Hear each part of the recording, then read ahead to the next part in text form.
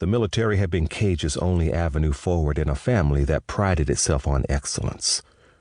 He suspected that his parents and grandfather would have preferred he take the standard path like Caden. But Cage wasn't like his brother. Never had been. Cage liked living on the edge, and for 13 of his 15 years in the Navy, the SEALs had given him the danger and excitement he craved while allowing him to serve his country. His tightly knit 6-man unit had become like a family to him. He had thought himself impenetrable. He'd had to be to survive and not end up in the psych ward. But losing his right-hand man, Griffin, or Scorpion, as most of the guys called him, had destroyed Cage's desire to stick with the SEALs. Griffin had been more of a brother to him than his own. And when Cage was done with something, he was done. There was no looking back, no regrets. So, he was quietly staying along the edge of today's celebration, people watching. It wasn't his usual MO. Typically, he went in guns a-blazing, and people either liked him or they didn't. He didn't much care. But this was Caden's day, so he wasn't going to cause a hoopla. His brother and beautiful wife, Savannah, radiated sophistication and class. Meanwhile, Liam, the nephew Cage had just recently learned he had, retreated indoors.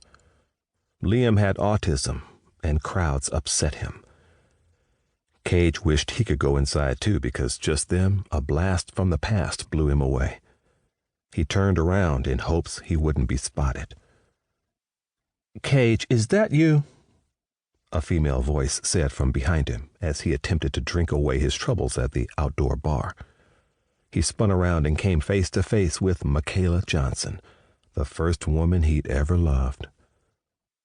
Michaela? Cage hadn't seen her since he briefly returned home after his first year in the SEALs. He'd been cold and hard back then, uncaring about anyone but himself.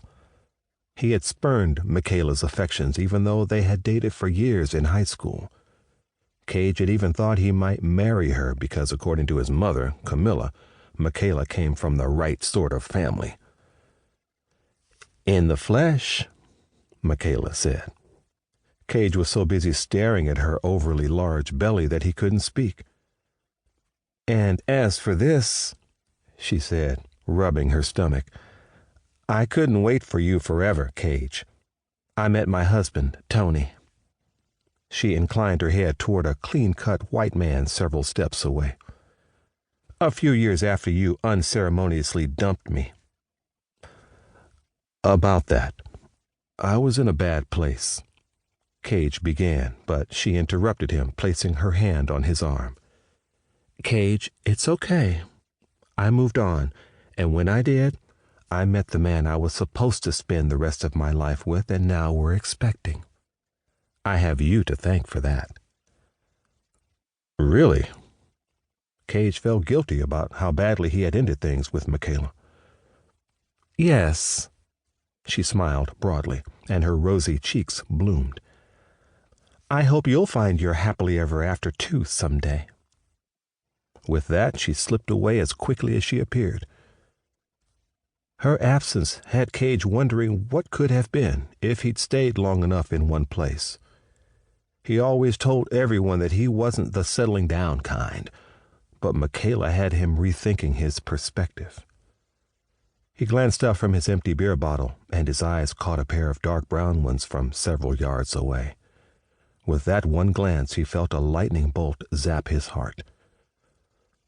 The woman had a round, heart-shaped face, a button nose, almond-shaped eyes, and full, sensuous lips. Her hair was cut short in an asymmetrical bob, slick on one side with full, luminous curls on the other.